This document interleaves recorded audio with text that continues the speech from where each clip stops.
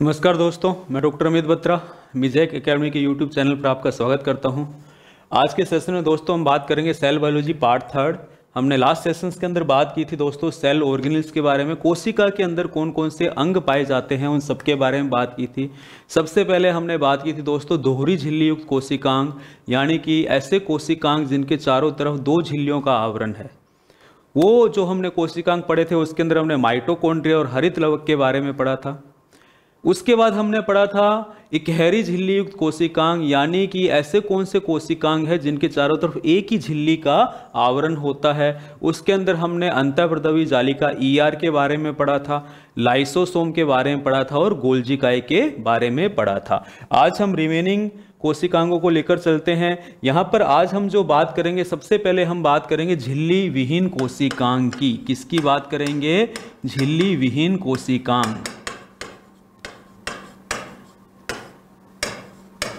झिल्ली विहीन कोशिकांग की बात करें या झिल्ली रहित कोशिकांग की बात करें,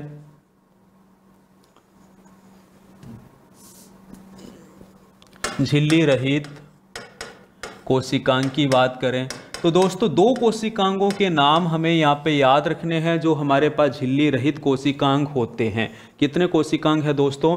दो कोशिकांग है। एक है हमारे पास दोस्तों राइबोसोम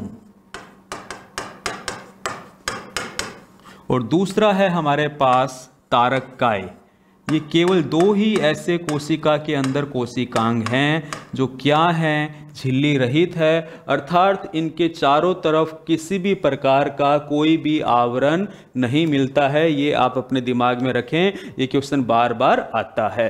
अब मैं यहाँ पर एक बात और बताना चाहता हूं, तारककाय केवल जंतु कोशिका में उपस्थित है, केवल जंतु कोशिका में उपस्थित है।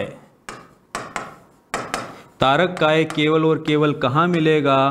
जंतु कोशिका में मिलता है, इसके अलावा और कहीं नहीं मिलता है। ये भी आप अपने दिमाग में रखें। तो एक एक करके हम इन दोनों के बारे में पढ़ते हैं। सबसे पहले हम बात करते हैं राइबोसोम की। किसकी बात करते हैं? राइबोसोम की। देखो राइबोसोम मैंने कह दिया है झिल्ली रहित है। कैसा है? झिल्ली रहित है। इसके चारों तरफ कोई भी आवरण नहीं होता है। फिर हमें बात करनी है, अगर आपको मैंने बताया था लास्ट क्लास के अंदर, कोशिका के अंदर सबसे बड़े आकार का कोशिकांग कौन सा होता है। देखो दोस्तों ये क्वेश्चन याद रखना, अगर आपसे पूछा जाए कोशिका के अंदर सबसे बड़े आकार का कोशिकांग कौन सा होता है तो आपको अपने दिमाग में रखना है कि वो कौन है? हरित लवक है। कौन है दोस्तों? हरित लवक है, जो कोशिका के अंदर सबसे बड़े आकार का है। कैसा है? सबसे बड़े आकार का कोशिकांग है। सबसे बड़े आकार का कोशिकांग कौन सा है? हरित लवक है। ये आप अपने दिमाग के अंदर रखेंगे फिट। अगर आपसे इसका जस्ट उल्टा पूछ लिया जाए कि कोशिका के अंदर सबसे छोटे आकार का कोशिकांग कौन सा है तो आप क्या बोल देंगे? राइबोसोम है, सूक्ष्मतम कोशिकांग। कोशिका के अंदर पाया जाने वाला सबसे छोटे आकार का कोशिकांग कौन सा है दोस्तों? राइबोसोम है। और सबसे बड़े आकार का कौन सा है? हरित लवक है। ऑलरेडी हरित लवक के बारे में हम पढ़ चुके हैं। फिर हम बात करें, ये जो राइबोसोम है इसके खोजकर्ता पैल्डे हैं। कौन है? पैल्डे हैं। हालांकि ये खोजकर्ता आपको याद नहीं रखना है, लेकिन एक बार एग्जाम में पूछा गया था पैल्डे कण किसे कहा जाता है। क्या कह रहा हूं? पैल्डे कण किसे कहा जाता है तो तुम्हें पता हो कि पैल्डे कण हम किसे बोलते हैं? राइबोसोम को बोलते हैं। अपने दिमाग में फिट कर लो, ये क्वेश्चन पूछा गया था एग्जाम के अंदर, रीट एग्जाम के अंदर ये क्वेश्चन पूछा गया है, पैल्डे कण किसे कहा जाता है तो आप क्या बोलेंगे? राइबोसोम को पैल्डे कण कहा जाता है। ये आप अपने दिमाग के अंदर फिट करके रखें। क्लियर है। अब हम बात करें ये जो राइबोसोम है किस रूप के अंदर मिलता है। ये जो राइबोसोम है कोशिका के अंदर किस रूप के अंदर मिलता है। कोशिका द्रव्य के अंदर भी मिलता है, केंद्रक में भी रहता है, यानी कि संपूर्ण कोशिका में ये फैला रहता है। सबसे पहले हम इसकी संरचना की बात करते हैं। इसका अगर हम डायग्राम देखें तो दोस्तों ये जो हमारे पास राइबोसोम है दो भागों से मिलकर बना है। ये जो राइबोसोम है हमारे पास दो भागों से मिलकर बना होता है। कितने भागों से मिलकर बना है? दो भागों से मिलकर बना है दोस्तों ये जो राइबोसोम है। अब हम बात करें ये जो राइबोसोम है दो उप इकाइयों से मिलकर बना है। कितनी उप इकाइयों से मिलकर बना है? दो उप इकाइयों से मिलकर बना है। दो उप इकाइयों से मिलकर बना होता है। दो उप इकाइयों से मिलकर बना होता है। एक होती है मेरे पास बड़ी उप इकाई। ये मेरे पास क्या है दोस्तों? बड़ी उप इकाई है, जिसे मैं क्या कहता हूं? लार्ज सब यूनिट कहता हूं। क्या कहता हूं? लार्ज सब यूनिट कहता हूं। और एक मेरे पास क्या होती है? छोटी उप इकाई है। क्या है? छोटी उप इकाई है, जिसे हम क्या कहते हैं? स्मॉल सब यूनिट कहते हैं। तो मैंने तुम्हें क्या बताया? राइबोसोम दो उप इकाइयों से मिलकर बना है। एक मेरे पास बड़ी उप इकाई है और एक मेरे पास क्या है? छोटी उप इकाई है। अब हम बात करें ये जो दोनों उप इकाइयां हैं, क्या बात कर रहा हूं? दोनों उप इकाइयां आपस में मैग्नीशियम आयन की सांद्रता के द्वारा जुड़ती हैं, या मैग्नीशियम आयन की उपस्थिति में जुड़ती हैं। मैग्नीशियम आयन की उपस्थिति में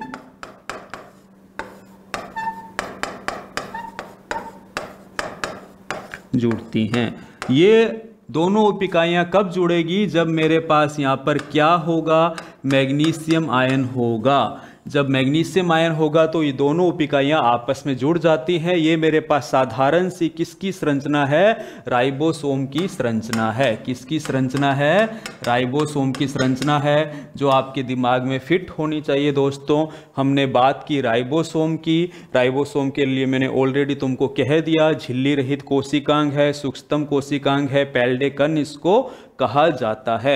और इसकी संरचना की जब हमने बात की तो दो उप इकाइयों का ये बना होता है। अब हम बात करें ये जो राइबोसोम है इसका कार्य क्या है। हम बात करें इसका कार्य क्या है, सिंपल याद रखना है, इसे कहते हैं प्रोटीन निर्माण के कल कारखाने। क्या है? प्रोटीन निर्माण के कल कारखाने। यानी कि कोशिका के अंदर जितना भी प्रोटीन बनेगा, कोशिका के अंदर जितना भी प्रोटीन बनेगा वो कौन बनाता है? ये राइबोसोम बनाता है। राइबोसोम का काम क्या है? प्रोटीन निर्माण करना। इसीलिए राइबोसोम को हम क्या कहते हैं? प्रोटीन निर्माण के कल कारखाने कहते हैं। आई बात सारी समझ में? अब हम बात करते हैं राइबोसोम के प्रकार। क्या बात करते हैं? राइबोसोम के प्रकार की बात करते हैं। राइबोसोम दो प्रकार के होते हैं। कितने प्रकार के होते हैं? दो प्रकार के होते हैं। एक तो है 70S, दोस्तों ये S लिख रहा हूं मैं, 5 नहीं है, और एक है 80S। दूसरा कौन सा है? 80S। इस S का मतलब क्या है आपको थोड़ी देर में बताएंगे हम। ये जो 70S से ये कहां मिलता है? प्रोकैरियोटिक कोशिका में मिलता है। कहां मिलता है? प्रोकैरियोटिक कोशिका में मिलता है।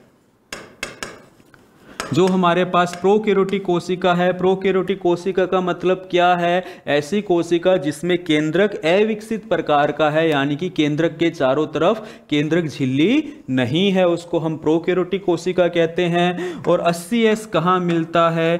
यूकैरियोटिक कोशिका में मिलता है। कहाँ मिलता है? यूकैरियोटिक कोशिका में मिलता है, यानी कि सुविकसित जो कोशिका होती है जिसमें केंद्रक विकसित होता है, वहां पर हमें क्या मिलता है? 80S प्रकार का राइबोसोम मिलता है। अब मैंने तुम्हें बताया था कि ये 70S है, तो इसकी दो सब यूनिट होगी, एक बड़ी सब यूनिट होगी और एक छोटी सब यूनिट होगी तो इसकी दो सब यूनिट क्या है 50s प्लस 30s। अब यहाँ पे ऐड नहीं कर देना 50 प्लस 30 तो 80 हो गया सर, 80 क्यों नीचे, नहीं, यही कंफ्यूजन है, यही याद रखना है। यूकैरियोटिक की बड़ी यूनिट कौन सी है 60s है और छोटी यूनिट कौन सी है 40s। ये अपने दिमाग में फिट कर लो। मैंने तुम्हें यहाँ बताया ना राइबोसोम की बड़ी उप इकाई भी होती है, छोटी उप इकाई भी होती है, दोनों उप इकाइयाँ आपस में मैग्नीशियम आयन के द्वारा जुड़ी रहती हैं। अब मैंने बताया राइबोसोम दो प्रकार का है, प्रोकैरियोटिक कोशिका में भी है और यूकैरियोटिक कोशिका में भी होता है। ये जो मेरे पास प्रोकैरियोटिक कोशिका है इसमें कैसा है 70s प्रकार का है। ये जो यूकैरियोटिक कोशिका है इसमें कैसा है 80s प्रकार का है। दोस्तों ये जो 70s है इसकी बड़ी इकाई क्या है 50s, छोटी इकाई क्या है 30s।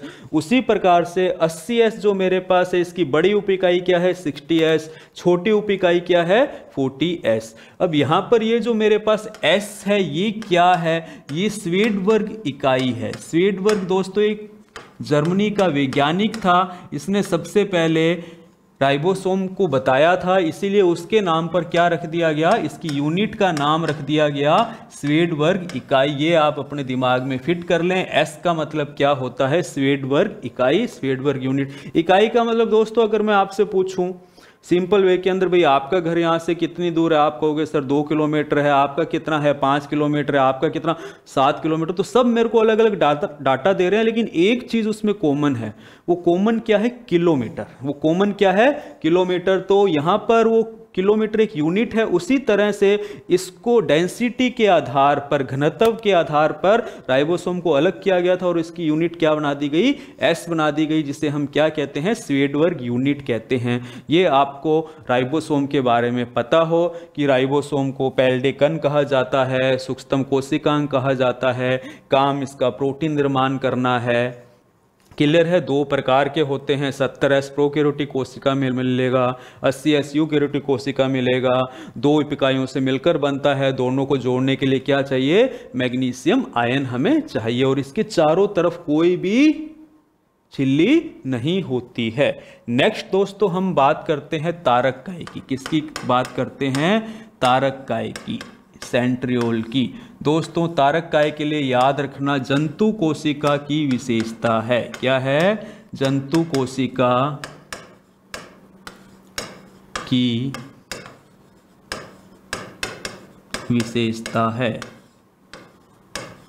किसकी विशेषता है जंतु कोशिका की विशेषता होती है, अर्थात पादपों में नहीं होती। फिर हम बात करें ये कहाँ होता है कोशिका द्रव्य में।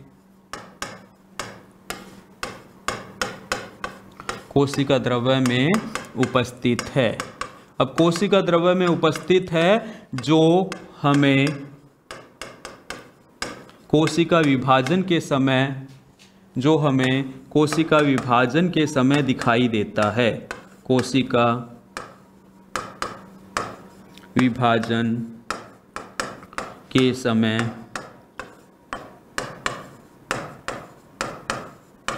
दिखाई देता है। हम क्या बात कर रहे हैं, हम ये बात कर रहे हैं कि तारक काय कहाँ है जंतु कोशिका में होता है और जंतु कोशिका में कोशिका द्रव्य में होता है। सामान्यतः ये हमें दिखाई नहीं देता, सामान्यतः ये कैसा है डिसअपीयर है। हमें ये कब दिखाई देगा जब कोशिका क्या हो रही है विभाजित हो रही है, जब हमें ये दिखाई देता है। अब हम बात करें इसका कार्य क्या होता है। इसका कार्य है कोशिका विभाजन में सहायता प्रदान करना। क्या है कोशिका विभाजन में सहायता प्रदान करना। क्या है कोशिका विभाजन में सहायता प्रदान करना, इसका कार्य होता है। अब हमने बात की कि तारक काय क्या है, ये याद रखेंगे अगेन दोस्तों, झिल्ली रहित कोशिकांग है। क्या है झिल्ली रहित कोशिकांग है। अब हम यहाँ पे ये भी बात कर सकते हैं जंतु कोशिका व पादप कोशिका को हम अलग किस बेस पर कर सकते हैं, तारक काय के बेस पर हम उसको अलग भी कर सकते हैं। अगर अब हम इसकी बात करें इसकी संरचना की, किसकी बात करें इसकी संरचना की बात करें तो इसकी संरचना कुछ हमें इस तरह की दिखाई देती है। ये हमारे पास इसकी संरचना है। ट्यूब्यूल्स की फॉर्म के अंदर दोस्तों हमारे पास ये संरचना है। किस फॉर्म के अंदर है? ट्यूब्यूल्स की फॉर्म के अंदर। ये एक मेरे पास क्या है? तारककाय है। ये लंबे लंबे पाइप आ रहे हैं, देखिए ये मेरे पास क्या आ रहे हैं? लंबे लंबे पाइप आ रहे हैं सभी। ये जो मेरे पास लंबे लंबे पाइप आ रहे हैं, ये देखो एक ये पाइप आ रहा है, दूसरा ये आ रहा है, तीसरा ये आ रहा है, चौथा ये आ रहा है, पांचवा ये, छठा, सातवां, आठवां, नौवां। ये मेरे पास क्या है? 9 पाइप हैं। कितने पाइप हैं? 9 पाइप आ रहे हैं। अब मैं पाइप को अगर सामने से देखूंगा, क्या बात करूंगा? सामने से देखूंगा इस पाइप को, तो केवल मेरे को राउंड मोरा ही, एक होल ही दिखाई देता है। ये जो मेरे पास पाइप होते हैं 9 होते हैं, और बीच में कोई पाइप ऐसे नहीं आ रहे, नहीं तो बीच में भी पाइप दिखाई देते। तो 9+0 व्यवस्था होती है तारककाय की संरचना की। कैसी व्यवस्था रहती है? 9+0 व्यवस्था रहती है। ये मेरे पास देखिए, ये एक पाइप है, ये दूसरा है, ये तीसरा है, ये चौथा है, ये पांचवा है, ये छठा है, ये सातवां है, ये आठवां है, ये नौवां है। ये मेरे पास क्या है? 9 पाइप हैं दोस्तों, जो हमारे पास 3-3 की फॉर्म के अंदर है, 3-3 के पेयर के अंदर, यानी कि 3 पाइप का एक ग्रुप बना हुआ है। ये हमारे पास 9+0 की व्यवस्था होती है। कैसी ये व्यवस्था होती है? कहने का मतलब मेरे पास क्या है? 9+0 व्यवस्था होती है। किसके पास? तारककाय के पास। ये जो मेरे पास तारककाय है,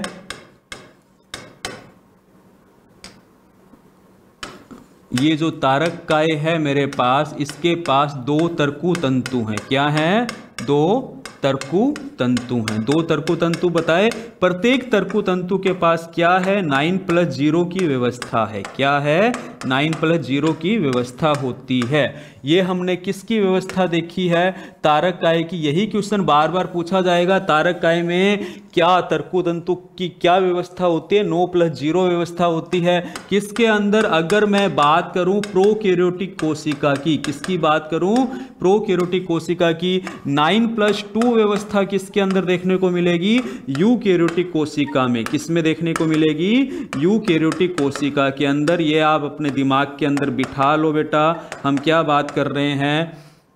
आप केवल इतना भी याद रखेंगे, 9+0 व्यवस्था ही पूछी जाती है नॉर्मली, कि ये हमारे पास क्या है? ट्रिपलेट हैं। 3-3 पाइप का ग्रुप है। कितने ग्रुप है? 9 ग्रुप हैं। ये दोनों मेरे पास क्या है? तरकु तंतु हैं। क्या है?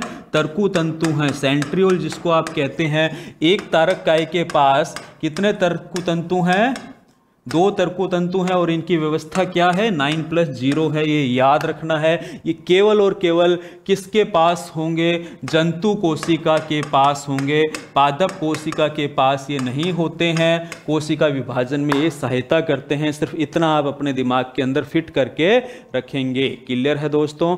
तो आपको अपने दिमाग में यही मेंटेन करके रखना है। क्लियर है? तो ये हमने क्या पढ़ा? तारककाय पढ़ा। तो तारककाय और राइबोसोम कोशिका के अंदर कैसे हैं? झिल्ली विहीन कोशिकांग होते हैं। आप ये अपने दिमाग में सेट करके रखें। क्लियर है? नेक्स्ट अब हम बात करते हैं दोस्तों सबसे इंपॉर्टेंट केंद्रक की। किसकी बात करते हैं? केंद्रक की।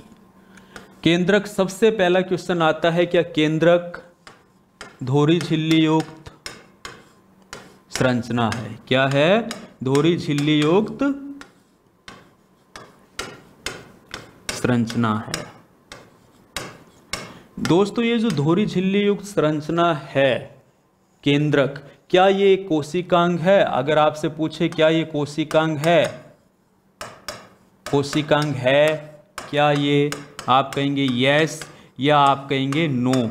नहीं, ये कोशिका का कोशिकांग नहीं है। याद रखना दोस्तों, ये कोशिकांग नहीं होता है। मैं फिर आपको रिपीट कर रहा हूं, ये कोशिका का नियंत्रण कक्ष है। क्या है? कोशिका का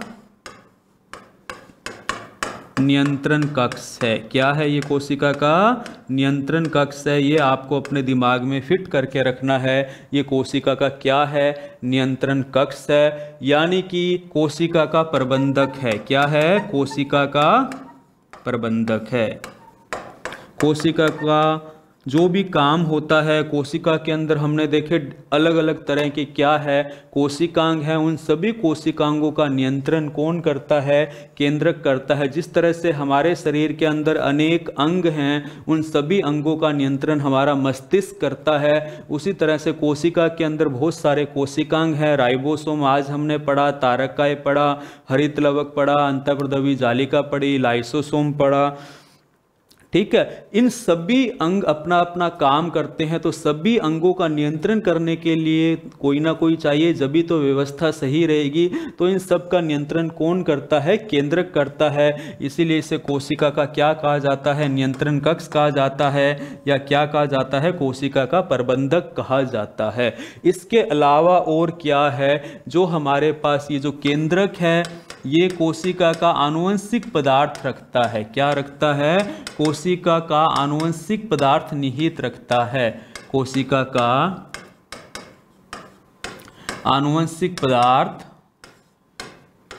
निहित रखता है। कोशिका का आनुवंशिक पदार्थ निहित रखता है। अब दोस्तों ये आनुवंशिक पदार्थ क्या है? आपने नाम सुना होगा दोस्तों गुणसूत्र, है ना, और आपने नाम सुना होगा दोस्तों डीएनए, और आपने नाम सुना होगा दोस्तों आरएनए, और आपने नाम सुना होगा जीन्स। ये सब सुने हैं, ये नाम बिल्कुल सुने हुए हैं। अगर कोई अब आपसे पूछे साहब गुणसूत्र कहाँ मिलते हैं, डीएनए कहाँ मिलता है, आरएनए कहाँ है, जीन कहाँ है, तो आप अब कहने के लिए सक्षम हैं कि ये सब चीज़ें कहाँ हैं? केंद्रक के पास हैं। क्या है? केंद्रक के पास है। इसी आनुवंशिक पदार्थों के कारण ही इंसान का बच्चा इंसान जैसा दिखाई देता है, जानवर का बच्चा जानवर जैसा दिखाई देता है। आनुवंशिक पदार्थ एक पीढ़ी से दूसरी पीढ़ी में जाते हैं। ऐसे पदार्थ जो एक पीढ़ी से दूसरी पीढ़ी में जाते हैं उन्हें क्या कहा जाता है? आनुवंशिक पदार्थ कहा जाता है। तथा ऐसे पदार्थ जो एक पीढ़ी से दूसरी पीढ़ी में नहीं जाते उन्हें कायिक पदार्थ कहा जाता है। तो इंसान हेरिडिटी आप कहते हैं, मेंडल बहुत बड़ा नाम आपने सुना होगा, आनुवंशिकी पे उन्होंने काम किया था। हम पढ़ेंगे नेक्स्ट सेशन की क्लासों के अंदर कि आनुवंशिकी क्या है, आनुवंशिक रोग क्या होते हैं। तो अभी आपको अपने दिमाग में क्या फिट करना है? जितना भी आनुवंशिक पदार्थ है वो किसके पास है? केंद्रक के पास है। इसीलिए इसे हम क्या कहते हैं? कोशिका का आनुवंशिक पदार्थ ग्रहण करने वाली संरचना, ग्रहण करने वाली संरचना। क्लियर है? अब हम बात करें ये जो केंद्रक है इसकी खोज किसने की थी। हम बात करें ये जो केंद्रक है इसके खोजकर्ता कौन है। तो ये केंद्रक के कुछ उपनाम तो आपने देख ही लिए बच्चों कि केंद्रक दोहरी झिल्ली युक्त संरचना है, कोशिका का नियंत्रण कक्ष भी कहते हैं, कोशिका प्रबंधक भी कहते हैं, और आनुवंशिक पदार्थ भी निहित रखता है। तो इसके खोजकर्ता कौन है? रॉबर्ट ब्राउन है। कौन है दोस्तों? रॉबर्ट ब्राउन है। ये आपको याद रखना है। रॉबर्ट ब्राउन ने 1831 में केंद्रक की खोज की थी। इसको आप हमेशा याद रखेंगे, ये क्वेश्चन पूछा हुआ है। केंद्रक की खोज रॉबर्ट ब्राउन ने कब की थी? 1831 में की थी। ये आप अपने दिमाग के अंदर सेट करके रखेंगे। क्लियर है? अब हम बात करेंगे केंद्रक की संरचना के बारे में। ये जो केंद्रक की हमारे पास संरचना होती है इसके अलग अलग भाग होते हैं। ये जो संरचना है ये किस वे के अंदर कौन सा भाग क्या काम करता है, एक एक करके हम इसको समझने की कोशिश करते हैं।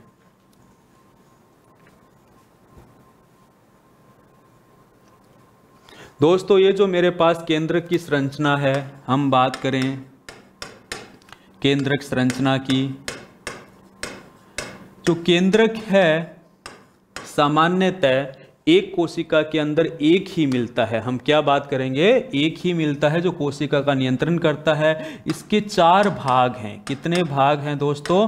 4 भाग हैं। पहला जो भाग है मेरे पास केंद्रक का वो है केंद्रक झिल्ली। क्या है? केंद्रक झिल्ली।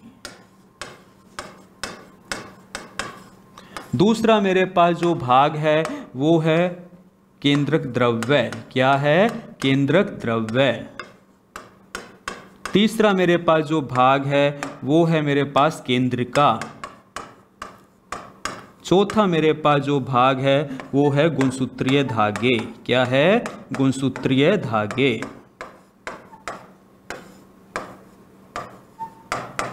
तो मेरे पास ये केंद्रक के कितने भाग हैं? 4 भाग हैं। पहला भाग है केंद्रक झिल्ली, दूसरा भाग है केंद्रक द्रव्य, तीसरा भाग है केंद्रिका, चौथा भाग है गुणसूत्रीय धागे। सबसे पहले हम बात करते हैं केंद्रक झिल्ली की। किसकी बात करते हैं? केंद्रक झिल्ली की।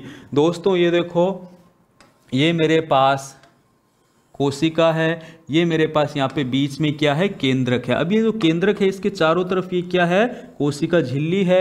ये कोशिका झिल्ली कैसी होती है इसको समझने की हम बात करते हैं। क्या है देखो, एक डायग्राम से हम इसको समझते हैं। ये डायग्राम हमें क्या बताना चाहता है उसकी बात करते हैं। इस डायग्राम पे पहुँचने से पहले एक एक करके मैं इनके सभी कंटेंट के बारे में आपको बताता हूँ। जब एक एक भाग बता दूंगा तो फिर हम इस डायग्राम पे चर्चा करेंगे थोड़ी देर में। तो हम यहाँ पे बात करते हैं दोस्तों,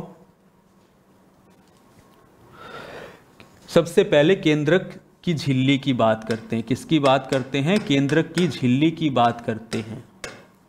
ये जो केंद्रक की झिल्ली होती है, कोशिका होती है, यहां पर हम बात करें, ये मेरे पास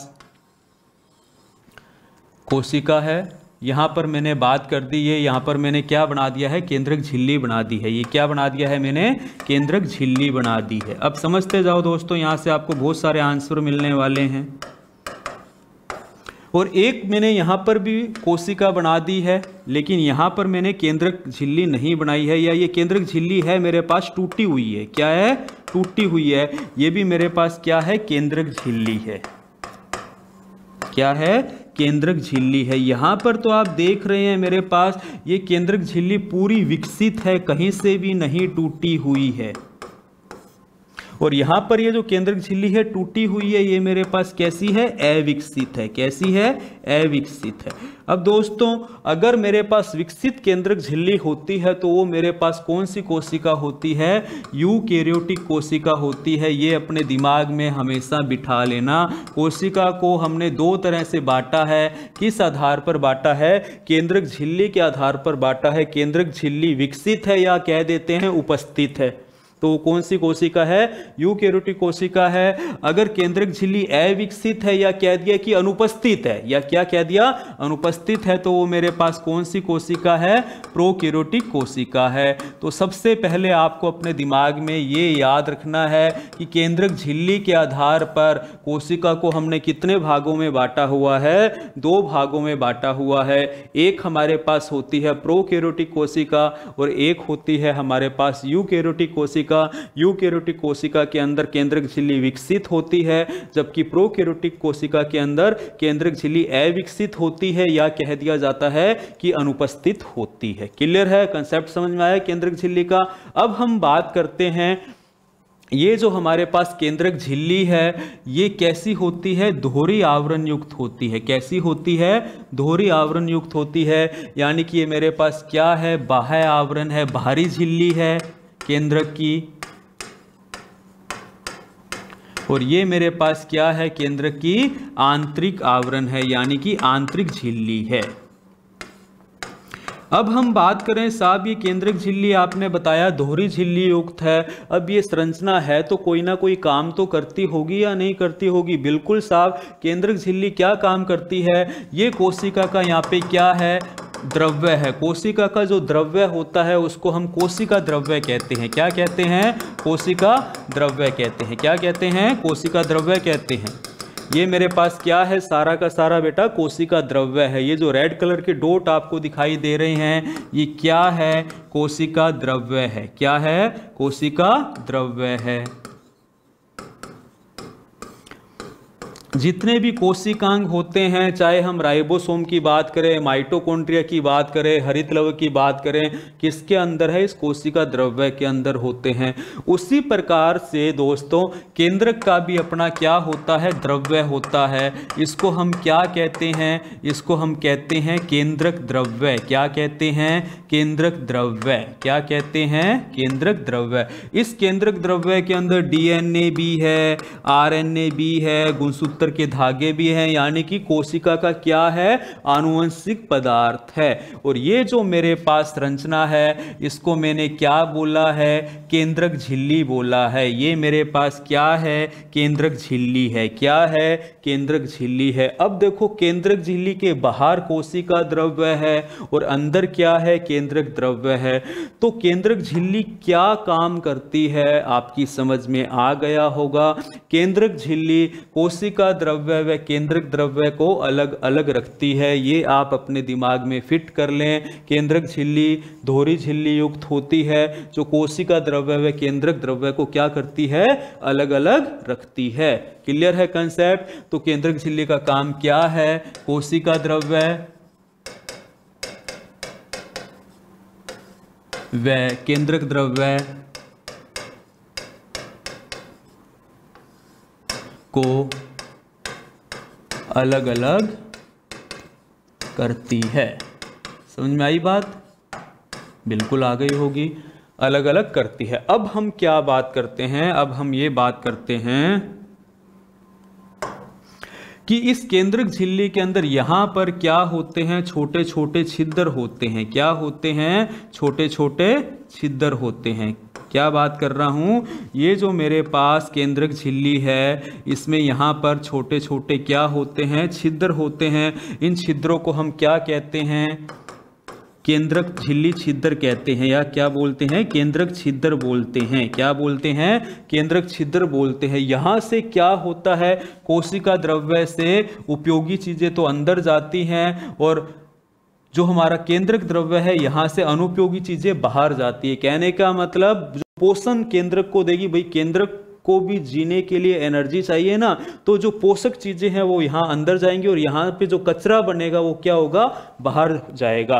तो ये काम कौन नियंत्रण करता है, केंद्रक छिद्र करता है। केंद्रक झिल्ली के अंदर क्या है, केंद्रक छिद्र मिलते हैं जो क्या करते हैं, कोशिका द्रव्य व केंद्रक द्रव्य के मध्य पदार्थों का आदान प्रदान करते हैं या पदार्थों का नियंत्रण करते हैं। नॉर्मल सी बात है, केंद्रक के अंदर क्या आने देगा, वो अच्छी चीज़ों को आने देगा और कचरे को क्या करेगा, बाहर जाने देगा। तो ये हमने फर्स्ट पार्ट पढ़ा, क्या पढ़ा, केंद्रक झिल्ली। हमने केंद्रक के 4 भाग देखे। सबसे पहले हमने बात किसकी की, केंद्रक झिल्ली की। अब हम बात किसकी करेंगे, केंद्रक द्रव्य की बात करते हैं। किसकी बात करते हैं दोस्तों, केंद्रक द्रव्य की बात करते हैं। जब हम केंद्रक द्रव्य की बात करेंगे यहां पे, तो ये जो हमने केंद्रक बनाया था यहां पे, मैंने यहां झिल्ली भी बना दी है इसकी। फॉर एग्जांपल ये मैंने क्या बात कर दी, केंद्रक झिल्ली बना दी।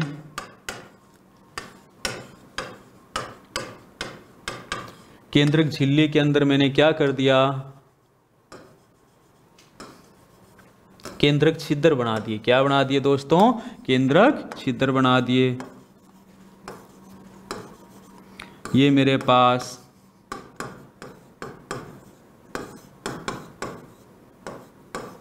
केंद्रक छिद्र हैं। क्या है, केंद्रक छिद्र है। अब जिस तरह से कोशिका के अंदर कोशिका द्रव्य था, वैसे ही केंद्रक का तरल पदार्थ क्या कहलाता है, केंद्रक द्रव्य कहलाता है। क्या कहलाता है, केंद्रक द्रव्य कहलाता है।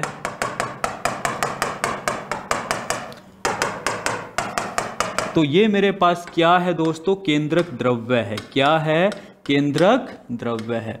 इस केंद्रक द्रव्य के अंदर क्या होता है, डीएनए है, आरएनए है और क्या है, एंजाइम है। और क्या होते हैं दोस्तों, एंजाइम होते हैं, प्रोटीन होते हैं। यानी कि हम बात करें केंद्रक का तरल पदार्थ क्या कहलाता है, केंद्रक द्रव्य कहलाता है। केंद्रक का तरल पदार्थ क्या कहलाता है, केंद्रक द्रव्य कहलाता है। ये आप अपने दिमाग के अंदर फिट करें। अब हम क्या बात करते हैं, इस केंद्रक के मध्य में एक गहरे रंग की संरचना होती है। क्या होती है, एक अलग से गहरे रंग की संरचना होती है।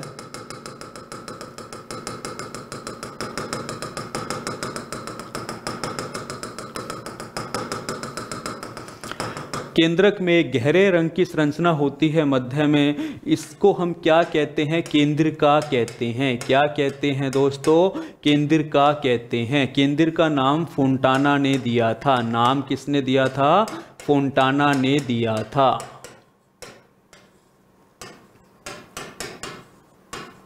केंद्र का नाम किसने दिया? फोंटाना ने दिया था। केंद्र का कहाँ मिलती है? बीच में मिलती है, गहरी होती है, गहरे रंग की संरचना होती है। इसके अलावा दोस्तों इस केंद्रक द्रव्य के अंदर आपको क्या मिलते हैं? छोटे छोटे धागे मिलते हैं। क्या मिलते हैं? छोटे छोटे धागे मिलते हैं। ये जो छोटे छोटे धागे होते हैं दोस्तों, इसको हम क्या कहते हैं? गुणसूत्रीय धागे कहा जाता है। इनको क्या कहा जाता है? गुणसूत्रीय धागे कहा जाता है।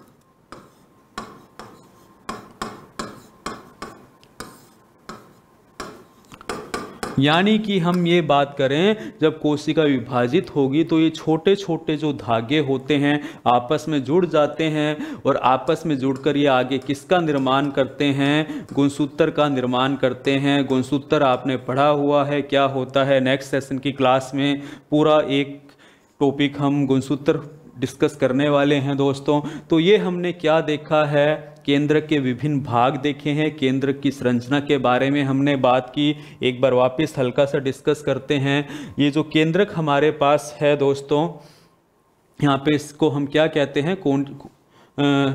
दोहरी झिल्ली युक्त संरचना है। कोशिकांग ये नहीं होता है, कोशिका का नियंत्रण कक्ष है, इसे कोशिका का प्रबंधक भी कहा जाता है। फिर हमने बात की यहाँ पे कि कोशिका का आनुवंशिक पदार्थ रखता है, ये सारा रखता है।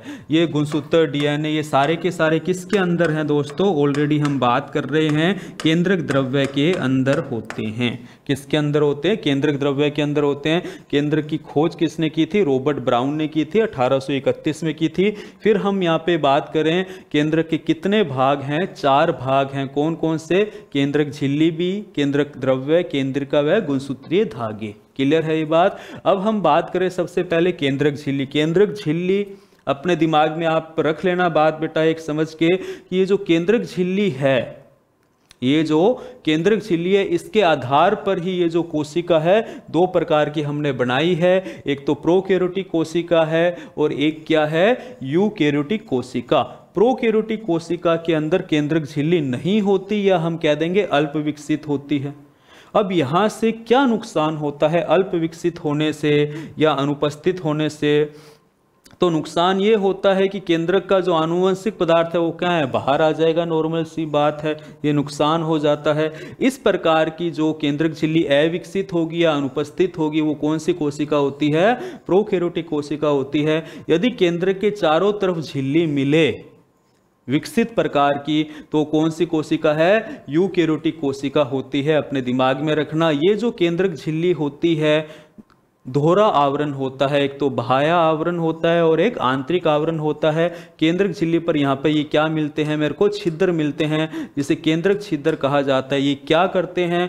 कोशिका का कोशिका द्रव्य और केंद्रक का केंद्रक द्रव्य, इन दोनों को अलग अलग रखते हैं। ये पॉइंट्स आपको याद रखना है। फिर हम बात करें दोस्तों केंद्रक द्रव्य की। केंद्रक का जो अपना द्रव्य होता है, ये जो ब्लैक कलर के डॉट दिख रहे हैं, ये केंद्रक द्रव्य है। केंद्रक द्रव्य के अंदर आनुवंशिक पदार्थ है। डीएनए, आरएनए, एंजाइम, प्रोटीन, ये सब क्या है? आनुवंशिक पदार्थ हैं। क्लियर है?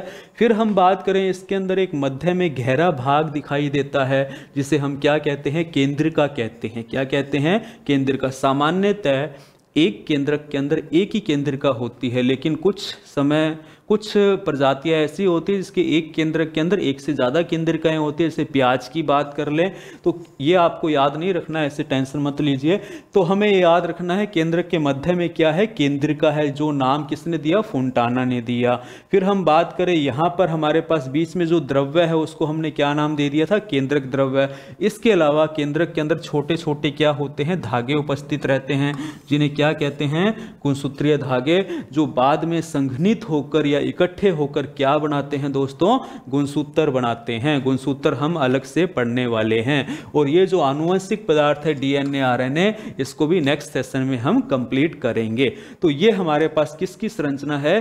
केंद्रक की संरचना है। अब हम आगे बात करें, अपने डायग्राम पर आते हैं। मैंने तुम्हें क्या बताया? ये देखिए बीच में ये जो भाग दिखाई दे रहा है, ये मेरे पास क्या है? केंद्रिका है। क्या है? केंद्रिका है। और ये जो मेरे को आवरण दिखाई दे रहा है ब्लू कलर का, ये जो ब्लू कलर का आवरण दिखाई दे रहा है ये मेरे पास क्या है, केंद्रक झिल्ली है। क्या है दोस्तों, केंद्रक झिल्ली है, जो अपने ने अभी डिस्कस किया। अब हम बात करें इस केंद्रक झिल्ली के ऊपर, यहाँ बीच बीच में ये देखो, ये आपको स्ट्रक्चर दिखाई दे रही है बीच बीच में, ये आपको दिखाई दे रही स्ट्रक्चर, ये यहाँ से क्या निकल रहा है, ये अंतःपर्दवी जालिका है, जो हमने लास्ट सेशन के अंदर डिस्कस किया था आपसे। क्या किया था, अंतःपर्दवी जालिका है, जो हमने लास्ट सेशन में आपसे डिस्कस किया था। इस अंतःपर्दवी जालिका के ऊपर ये देखो राइबोसोम आ गया, ये छोटे छोटे डॉट दिखाई दे रहे हैं, तो हमने इसको क्या कह दिया, राइबोसोम की उपस्थिति अगर यहाँ पे है तो इसको हमने क्या कह दिया था, रफ अंतःपर्दवी जालिका कह दिया था। क्या कह दिया था, रफ अंतःपर्दवी जालिका कह दिया था। और ये आपको डॉट दिखाई दे रहे हैं, ये क्रोमेटिन, यानी कि हम इसको क्या कहते हैं, गुणसूत्रीय धागे। क्या कहते हैं, गुणसूत्रीय धागे। क्या कहते हैं, तो ये आपकी केंद्रिका हो गई है। ये आपकी जो धागे दिखाई दे रहे हैं छोटे छोटे ब्लैक कलर के गुणसूत्रीय धागे हैं। बाकी ये जो द्रव्य भरा हुआ है इसको हम क्या कह देते हैं, केंद्रक द्रव्य कह देते हैं। क्या कह देते हैं, केंद्रक द्रव्य कह देते हैं। तो ये केंद्रक की संरचना है जो आपके दिमाग में अब फिट हो गई होगी। केंद्रक के बिना कोई भी कोशिका जीवित नहीं रह सकती है। क्लियर है, आप अपने दिमाग में ये कंसेप्ट रखें। क्या कहना चाहता हूं बेटा मैं आपको ये कहना चाहता हूं कि जो केंद्रक है कोशिका नियंत्रण कक्ष है। क्या है, कोशिका नियंत्रण कक्ष है, यानी कि कोशिका की क्रियाकलापों को ये नियंत्रित करता है। क्या है, कोशिका के विभिन्न क्रियाकलापों का नियंत्रण करता है। क्या है, कोशिका के विभिन्न क्रियाकलापों का ये क्या करता है, नियंत्रण करता है। कौन करता है, केंद्रक करता है। अपने दिमाग में ये चीज़ फिट करके रखेंगे। फिर मैंने तुम्हें एक पॉइंट और बताना है कि कोई भी कोशिका, क्या बात करें, कोई भी कोशिका केंद्रक के बिना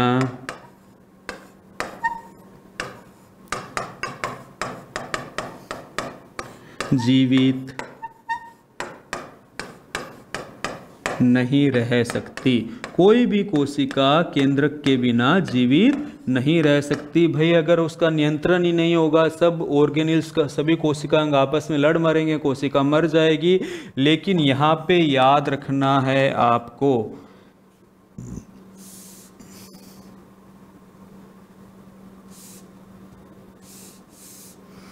अपवाद। क्या याद रखना है, अपवाद याद रखना है। आपने नाम सुना होगा आरबीसी का।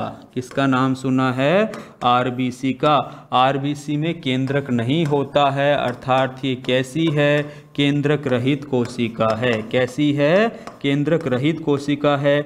ये अपने दिमाग में रख लो, क्वेश्चन पूछा जाता है। रीट और पटवार के विद्यार्थी तो जरूर याद रखें कि केंद्रक विहीन कोशिका कौन सी है साहब, आरबीसी है। कौन सी है, आरबीसी है। और कोशिका के जितने भी काम हैं उनका नियंत्रण कौन करता है, केंद्रक करता है। इसके अलावा केंद्रक और क्या रखता है, आनुवंशिक पदार्थ रखता है। ये आप अपने दिमाग में रखेंगे। क्लियर है, तो इतना हमें कम से कम केंद्रक के बारे में पता होना चाहिए। ये कोशिका के क्या थे, अंग थे।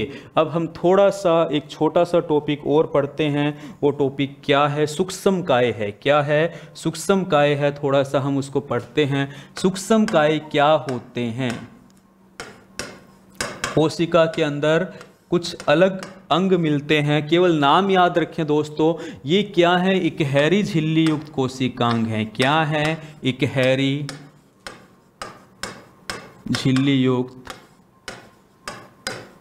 कोशिकांग हैं, यानी कि इनके चारों तरफ एक एक झिल्ली उपस्थित होती है, एक आवरण उपस्थित होता है। ये जो कोशिकांग हैं इनके केवल नाम ही याद रखें कि सूक्ष्म काय क्या होते हैं। अगर आपसे कोई पूछ ले कि माइक्रोबॉडीज क्या होती है, रीट एग्जाम वाले ये याद रखेंगे।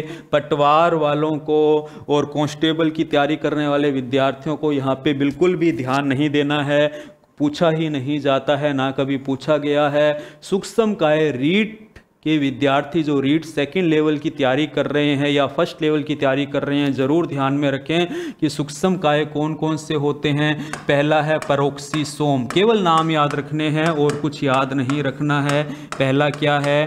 पेरोक्सीसोम। दूसरा है ग्लाइओक्सीसोम। क्या है? ग्लाइओक्सीसोम। एंड तीसरा है स्फीरोसोम। तीसरा क्या है? स्फीरोसोम।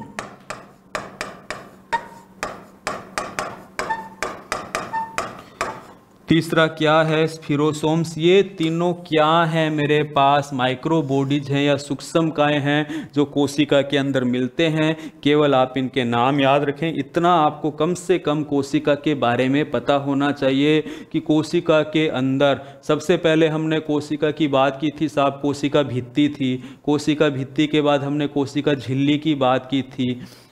फिर हमने बात की थी कोशिका के अंदर प्रोटोप्लाज्म की। किसकी बात की थी? प्रोटोप्लाज्म की बात की थी। देखिए हम एक एक करके थोड़ा सा यहाँ पे इसको समझने की कोशिश करते हैं। मैंने सबसे पहले बात की थी, देखो, कोशिका भित्ति की। किसकी बात की थी? कोशिका भित्ति की बात की थी। फिर हमने बात की थी कोशिका झिल्ली की बात की थी। किसकी बात की थी?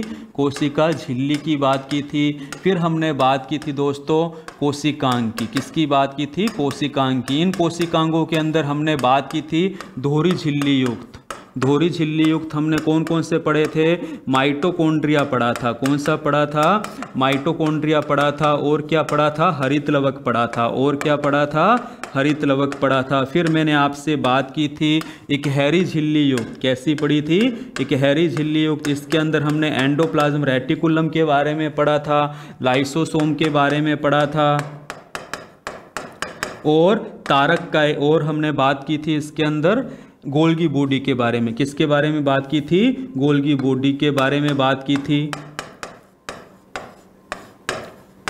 फिर हमने बात की थी दोस्तों झिल्ली रहित। कैसी बात की थी? झिल्ली रहित। आज की क्लास में हमने बात की है झिल्ली रहित। इसके अंदर हमने क्या पढ़ा है? इसके अंदर हमने पढ़ा है राइबोसोम के बारे में और तारक काय के बारे में। और किसके बारे में बात की थी? तारक काय के बारे में। झिल्ली रहित पढ़ा। फिर हमने बात की दोस्तों केंद्रक के बारे में बात की। भाई केंद्रक क्या होता है? नियंत्रण कक्ष है। क्या है दोस्तों? नियंत्रण कक्ष है। इसके अलावा हमने अभी बात की लास्ट स्लाइड के अंदर सूक्ष्म काय के बारे में, जो कैसे हैं? इकहरी झिल्ली कोशिकांग है। कौन कौन से हैं? प्रोक्सीसोम, ग्लाइओक्सीसोम और स्फीरोसोम्स। आ गई बात सर इसमें। इसके अलावा एक पॉइंट और हमने बात की थी साहब, जीव द्रव्य और कोशिका द्रव्य क्या है। तो मैंने तुम्हें बताया था जीव द्रव्य के अंदर क्या आ जाता था? कोशिका द्रव्य प्लस